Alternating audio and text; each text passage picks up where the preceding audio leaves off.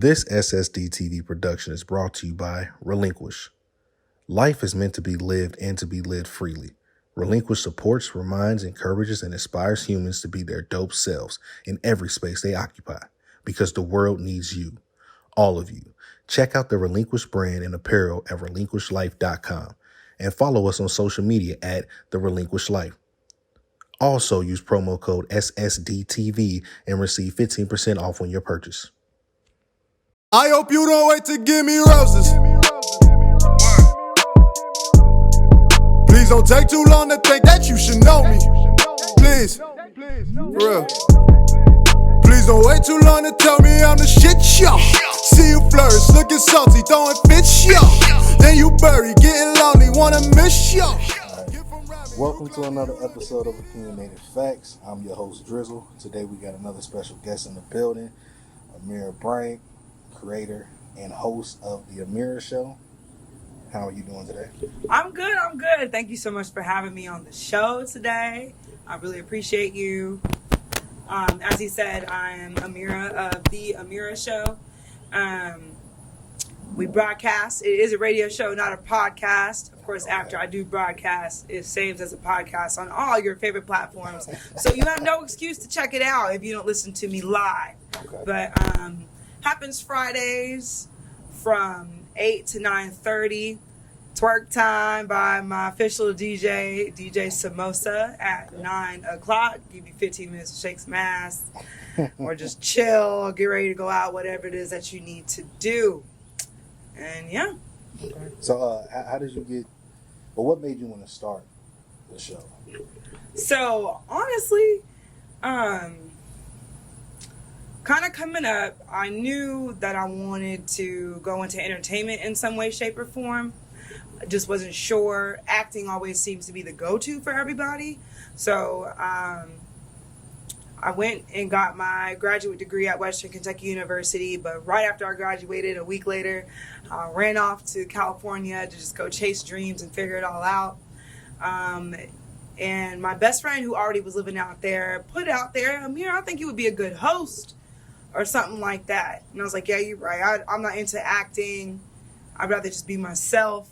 When I get big, like Amira starring herself, I would prefer that. Yeah. But I was like, I'll check it out. So I did look into a program up there at Long Beach City College.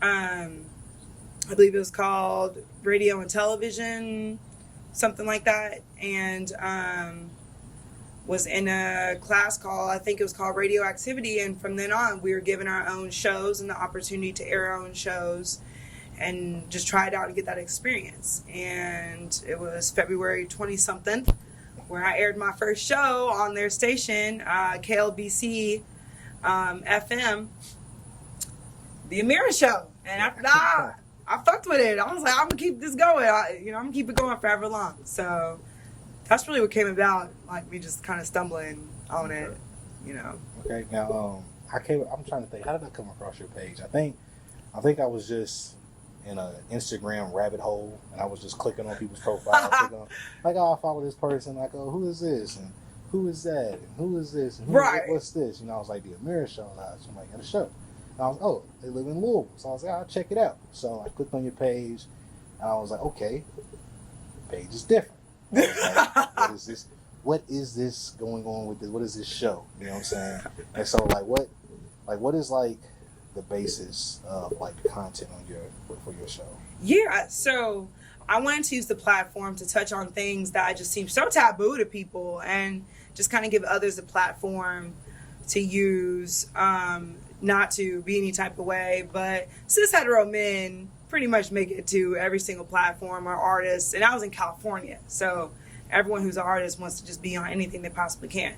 Which, of course, please go for it. But I felt like there wasn't a platform out there to really highlight the things that I identify with and the things that I felt, or the people in the communities that I felt needed more platforms that were created specifically for them. So the show I kind of had a rebranding at some point after year one, but it's a big umbrella concept of love. I'm very chill, very, very cool, very loving, spiritual, I'm down with the shit like that. So underneath the love umbrella, I focus on like body positivity. You will find me naked plenty of times on my page if Instagram didn't bitch about it. And I focus on topics more specifically geared around the LGBT plus community, sex and sex work, and that's another thing. Oh, the empowerment of women.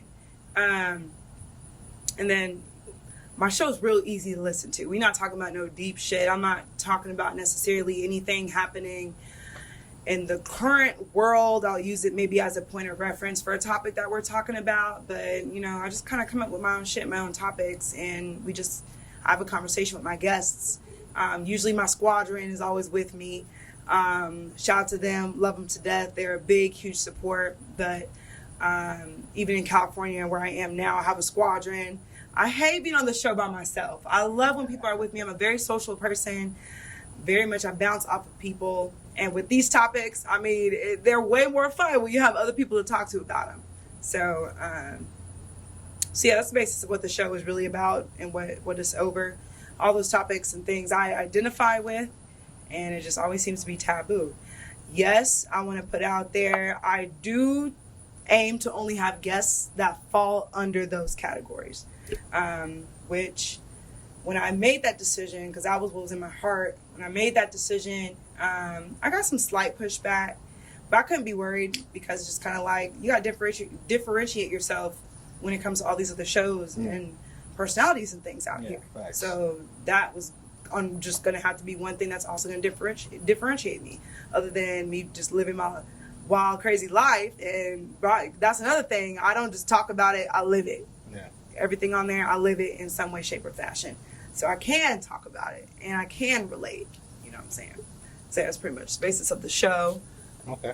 Yeah, no, I think that's good because right now, like, we're in a time where it's almost like anybody and everybody can have a show and have a platform. So it's like you gotta find what works for you. You gotta find like your niche and be like, okay, this is the crowd or the demographic that I'm going to appeal to. You know, I mean, you can be for everybody and have everybody on, but like, your content can be like, I want to appeal to this demographic, these people, because I feel like that's where I'm at with it. You know, and it just makes it easier for you. You don't have to fake the funk. Facts. Yeah, you don't have to. Because I surely was doing that at first. Yeah. Like, I'm vibing with this. It can get a little murky, you know, once you start like, okay, I'm just doing things just because. But like once you find like your niche, you're like, nah, this is what I want to do. These are the people I want to have on my show. These are the content. This is the content I want to produce. These are the topics I want to talk about. It makes it easier for you, more entertaining for you to do. Definitely. And it just seems more natural. So yeah, I totally agree. I see what you're doing. Nail on the head, yes. I see what you're doing. So how many years have you been doing the Amira Show specifically? So it's still kind of fresh. This is it's been over 2 years now. Okay. Year 3 was gonna hit in February. I say it like that's around the corner, but I mean it's already August. True. So we halfway ish there. Yeah. But it's been over 2 years now, and each year I'm just finding more and more ways to improve. One of the biggest things I worked on all last year was improving on the quality and the sound. I had only one mic. You know, you gotta start. Just about to fight these wasps out here, y'all. We're making history. It's the first time we've been outside in nature doing one of these episodes. Oh, didn't know I was making history. Well, that's what the fuck is making up. history. You the first person I've done. Yeah. That's the hippie in me. Interviews with outside. Let's go outside. You know, I'm having a battle with nature, but we're good. We're good. Thank you for working with me. So, last year I was working on sound quality because I only had one mic I was working with, which is actually a microphone that's more mobile, and it was more for your phone. Okay. So if I were to do videos and stuff off the phone, it was great. Yeah. In terms of using it for my laptop and stuff, the setting I had to put it on picked up so much sound in a specific radius, but the quality was ass. Yeah. So in order for me to actually feel like it's radio quality, and if I did want to sign with the station or something, not sign with the station, but, you know, kind of, I I would want my quality to be on point. So pretty much got my mixer, got my equipment and stuff. It really just took me down to getting in a comfortable enough place to invest in me. So I have no problems doing that now. So every year is always going to be some new shit. Every year I'm going to see where I can improve and do better. I'm really big on collaborations and partners. So I'm always looking to gather more or replace new with old. Special episodes, trying to get creative with that. I have a new special episode that I just began for this season. I did just start season 5 in the beginning of July. But we can talk about that because it's been a little rocky since the beginning of the summer. But yeah, I'm very big in teamwork, make the dream work. So if we can all help each other get up, that's what I'm here for. Again, my platform is to help people come up and stuff. So yeah, I trailed off a little bit, but a little over 2 years. So you talked about your DJ Samosa. Yes. Who else have you collabed with as far as content? So shout out to DJ Samosa, the official DJ of the Amira Show. She's absolutely dope. She is Louisville based. Everyone I work with, they are all in Louisville. Okay. That's kind of why Louisville is a home to me. I do all my business there. All my friends and family are there. So much love to the Ville. I just started a new collaboration with Brie Renee of Love, Sex, and Magic Company. That's one of my newest collaborators. We just started a special episode, which is a podcast recording. It's called Healing AF. We're going to be talking about topics pertaining to spirituality and healing with such, and then tools and things in order to really hone into that spiritual journey for you. So, because I'm into that type of shit. So, Brie Renee, shout out to you, love you, girl. I have a collaboration with Louisville sexpert Nene of Nene at Night. She has her own podcast. Brie Renee does also. She has a store where she sells her crystals and things of that nature. It does tarot card readings. Nene of Nene at Night sells sex toys and is all about sex. Again, it's my sexpert. We have a collaboration every middle of the month because we like it in the middle. It's called Wet Wednesday. We'll get together and we just chat about whatever the fuck she want to chat about, but it's going to be about sex. So that's real fun. We've had that going for a little bit now. And then I have a special episode with a couple of people from U of L, Carmen Mitchell and Dr. Jelani of U of L. We have a special episode called The Monthly Checkup, Get Prepped. They work very heavily with PrEP HIV protection. And while it's good to joke around and have these conversations, it's also very sexy to talk about consent, talk about communication, and we talk about a lot of matters in the Black LGBT plus community concerning, our sex lifestyle and stuff, and just being safe. So we have a lot of conversation with that. Again, it's the monthly checkup. It's the first Friday of the month. And then the third Friday of the month, we have local drag queen, the Latin Barbie Heaven. That's pretty much that bitch's episode. We just get on there and clown. She talk about whatever the fuck, and we co-sign and we listen and we chat it up. She has some topics and things too that we'll touch on, but we mostly touch on the LGBT plus community and drag. Yes. And that special episode is called Liquid Obsession. That's how it goes. Liquid Obsession. She loves it. I love it because, usually I'm drunk by the time we're saying it. So it's extra dramatic. I absolutely love it. That's pretty much it. I do have another collaborator. They're my besties, actually. They have a podcast called Fem Drip. We have yet to do any content together yet, but we're working on it. So yeah, those are pretty much all the collaborations I have thus far. Am I looking to pack my plate a little more?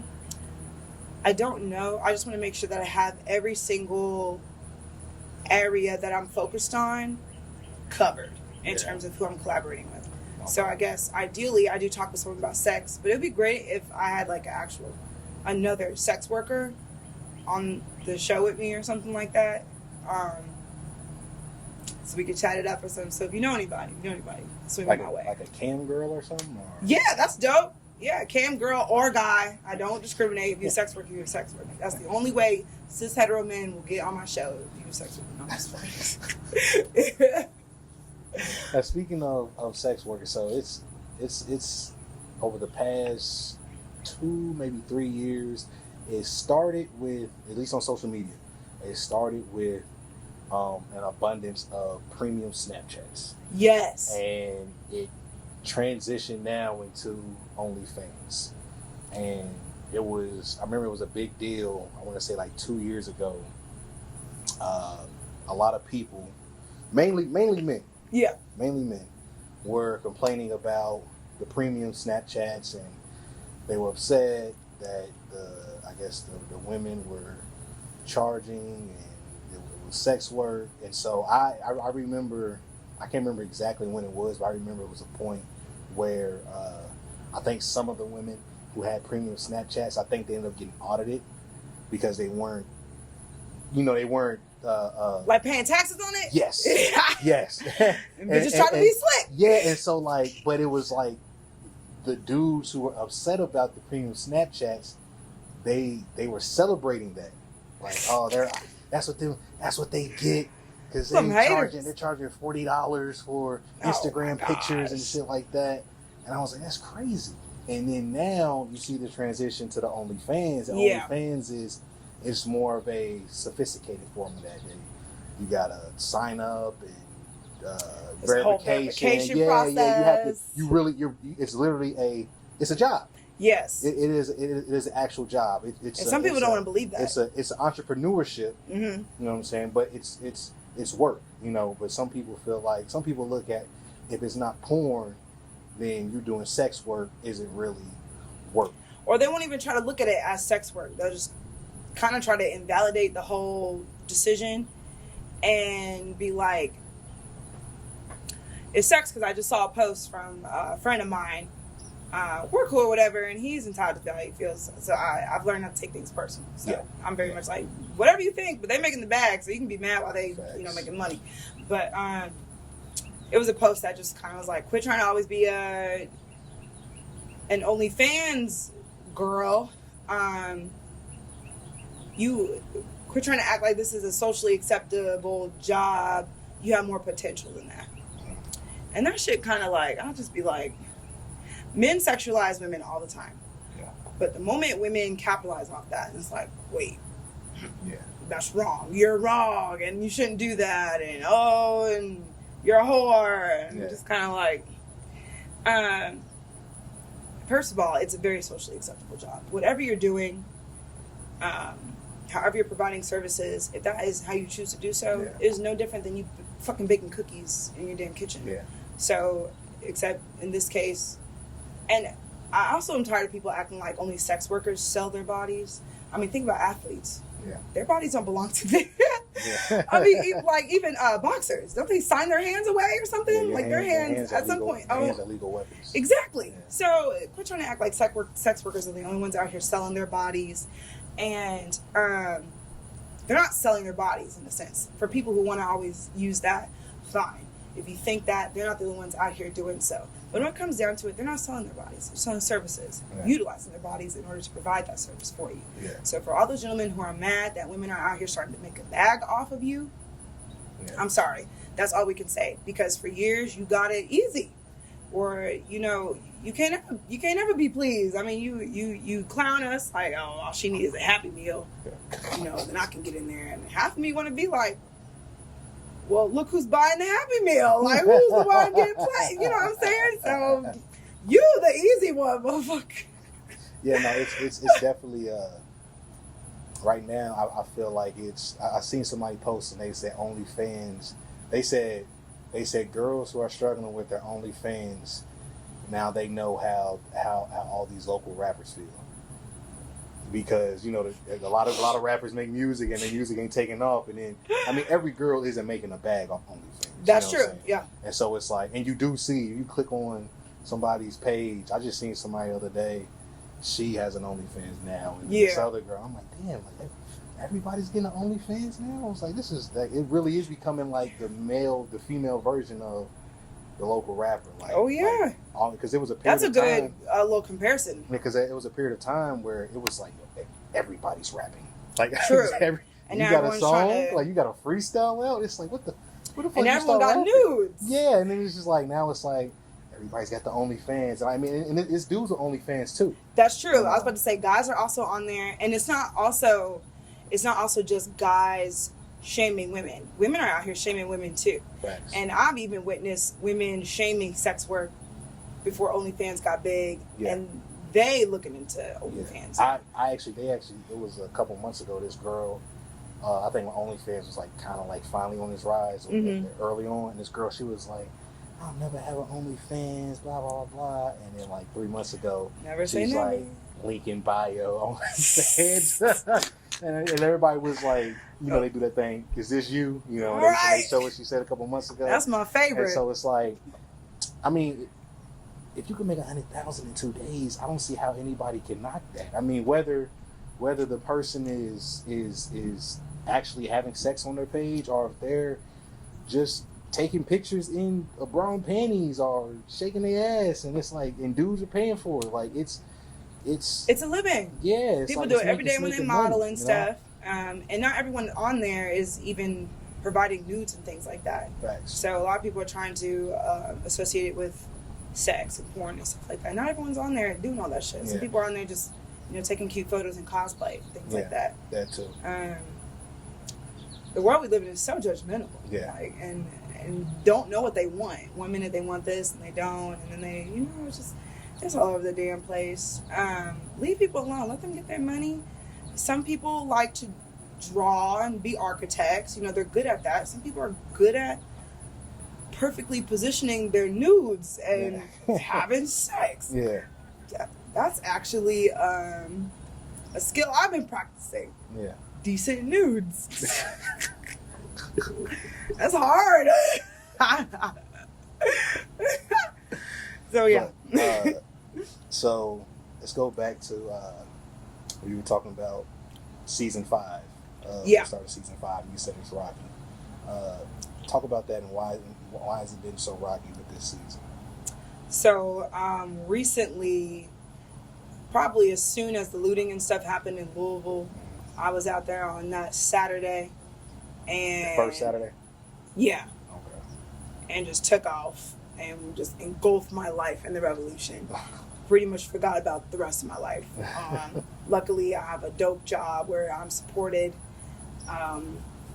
Luckily, my platform is mine. So if I do need to disappear, I can. I am now, after this action that I'm a part of now, this demonstration I'm part of now, going to work very hard to get my life back. So basically, it was all planned out. So it's going to be taken all summer to upgrade some things, make some purchases, you know, level up with the show, you know, invest in the show. Yeah. As soon as I got in the revolution, like, all that took a back seat, and I kind of neglected my life and the show. So that's why I was saying season 5 was supposed to begin July, the beginning of July, and it halfway did. I still tried to make that commitment. Eventually, after I smacked myself around a little bit, like, come on, girl, like, you didn't get nothing prepared. Come on.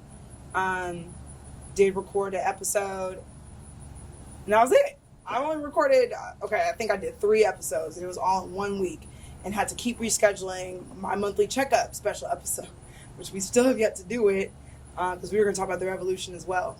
So I'm not sorry necessarily. I'm probably more sorry that I haven't been more communicative with my people on the show, because my posts and everything have been a little scarce. I do try to pop in for a Waist Speed Wednesday photo.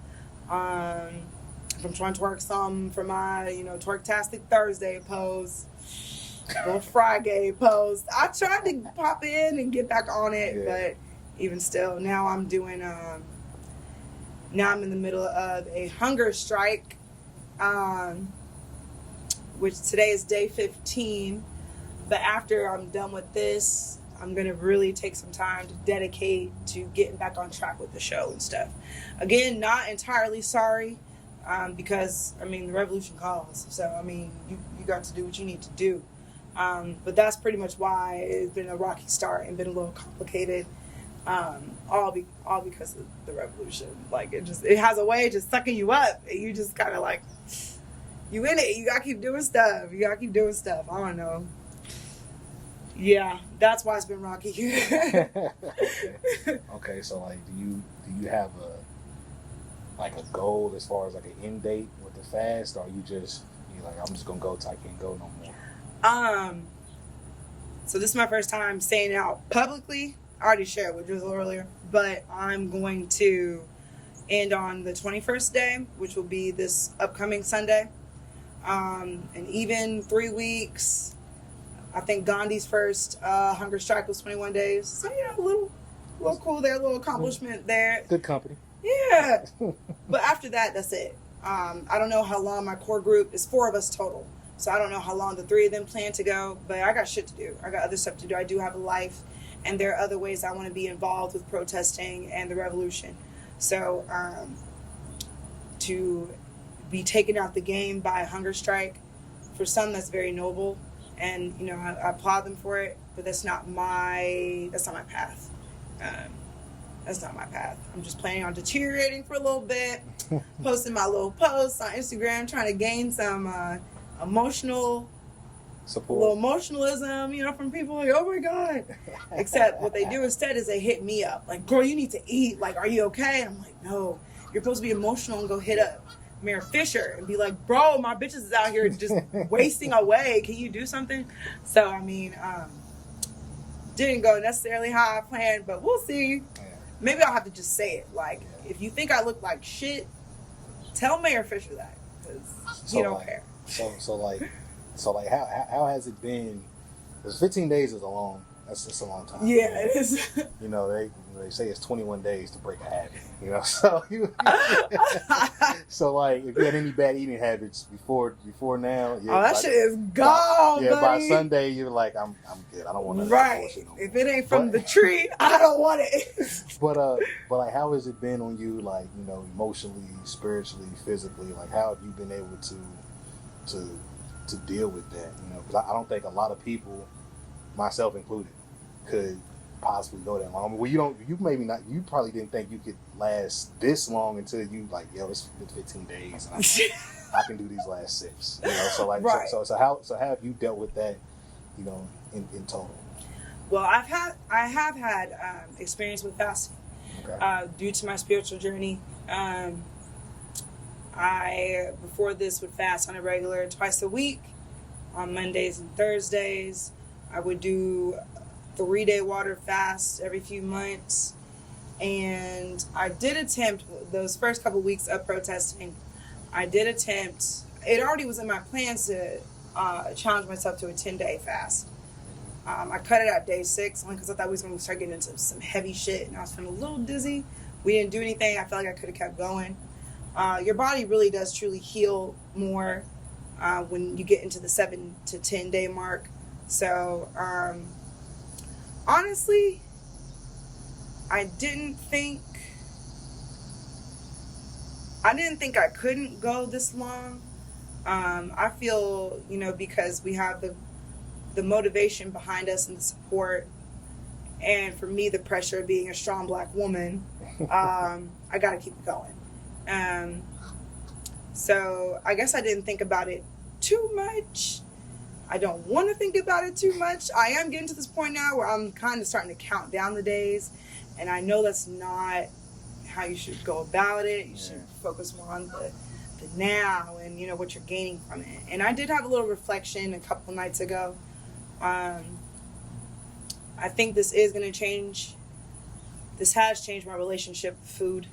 I feel in the most cleansing way. 3 meals a day, that's a social construct, I feel. And then I kind of appreciate it more. Like, I've been cooking meals for people and taking people out to eat and stuff, no problem throughout all this. All my friends are like, why? Yeah, I couldn't cook. Like, they don't want to eat food around me or anything. The fridge. Don't open the fridge or a cabinet around me, man. It's crazy. I didn't expect it either. I thought I would have to clear everything out, but I'm good. And I'm even gotten to this point now where I am I'm satisfied with just the aromas of food and stuff. Yeah. I'm satisfied with seeing people eat. I'm satisfied with being able to provide that solely for them, and me not looking for like, you gonna finish that, or like, let me get a bite or something like that. So it definitely has changed my relationship with food. I'm probably going to, for my own personal well-being, take advantage, capitalize off of this afterwards, especially after kind of cleansing and detoxing from the addictions that we do have, like carbs and sugars. Yeah. I do pretty okay with that, but I'm probably going to amplify it and really make sure like I'm on my A game when it comes to how I'm feeling myself. A lot of protein though, that's not going nowhere. A lot of people ask, like, you gonna be like vegan after this? Fuck no. I love my protein. Are you fucking kidding me?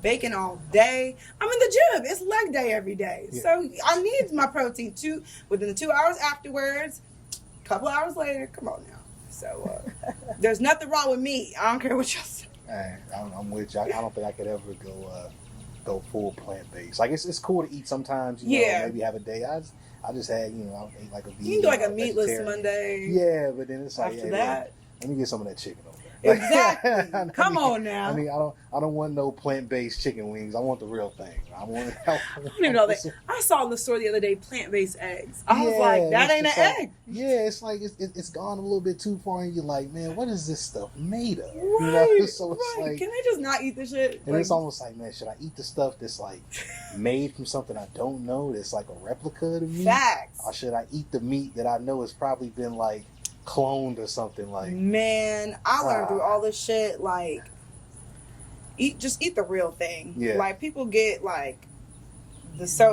diet sodas where the sugars replaced with whatever. Yeah, it's like 0 carbs, 0 calories. I'm like, how does it get to be 0 calories? Right, you better off, they replace that shit with aspartame and all types of crap. Yeah. You better off just treating yourself to soda. Quit drinking this much. Yeah. Treat yourself to the real thing. Don't get no margarine. Get butter. Come on, you better off eating the real shit than the fake shit to spare yourself of tasting calories. You already said you were kind of starting to count down the days until you can eat. So I don't want to ask you what's going to be the first thing you're going to eat. You can ask, because I already got it planned out. And it kind of sucks. Like, it's not what we think. So when you're doing a refeeding process, that's what's called, refeeding.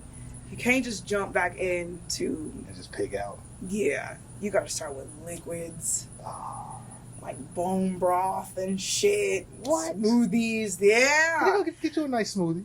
Yeah, I'm gonna get like a little green one or something. Yeah. Because your body at that point is like, what the fuck is food? You don't want to take it in the shop. Yeah, you don't go in the shop. Yeah. And you need to kind of rebuild the bacteria in your gut and stuff to be able to, your digestive system is fucked. Like, all I know how to do is pee now. So you got to baby it in. So it's over a 6-day process of babying, adding little foods in here and there. On the 6th day, I can have meat. On the 5th day, I can have eggs and cheese. On the 6th day, I can have meat. So those are really the days I'm looking forward to. 5 and 6. It sucks. Well, you got any shout outs? Shout out to my squadron, Johnny, Shanti, Way, Jasmine, Anthony. I absolutely love y'all to death. If it weren't for y'all, I don't know how the Amira Show would have continued on. I mean, it would have continued on, but I just would be by myself. I don't know. So shout out to you all. I absolutely love y'all to death. And shout out to everyone else, my collaborators who are with me. Thanks for taking a chance on me and having my crazy ass on your platform and vice versa. I really appreciate you. And shout out to Louisville. You really have been such a huge home for me. Again, all my business I do out there, all my friends and family are out there. Not all my family, but some of my family, all my friends, most of my friends are out there. As far as protesting goes, even though I'm getting my life back together, I'm not going to stop with the revolution. I'm fighting with y'all because y'all my homies. And y'all have done so much for me and so many people. And Louisville slept on. And LMPD got us fucked up. So those are my shout outs. Hey, I appreciate you giving me the time to come up here and interview you and actually suggesting to do it outside. Yes, history. I'm a regular person. Let me do it inside. It's whatever. He said let's do it outside. I was like, shit, let's do it outside. You know what I'm saying? So I'm glad you suggested that. It was good. Wasn't too bad. We got some geese in the background. They doing their thing. A couple of them been fighting. Where all they come from? Yeah, they. I don't know Them where niggas was not there. Yeah, they came about 50 deep. But You know we can't touch them either. Yeah. They are So protected. they over there doing their thing. You said it was fighting? Yeah, one of them was chasing like 3 of them. I don't know what was going on. Dang. But, I'm going to watch this footage and just but die. But yeah, I'm glad we did this outside. It was fun. Definitely, you know what I'm saying, look forward to what you got going on.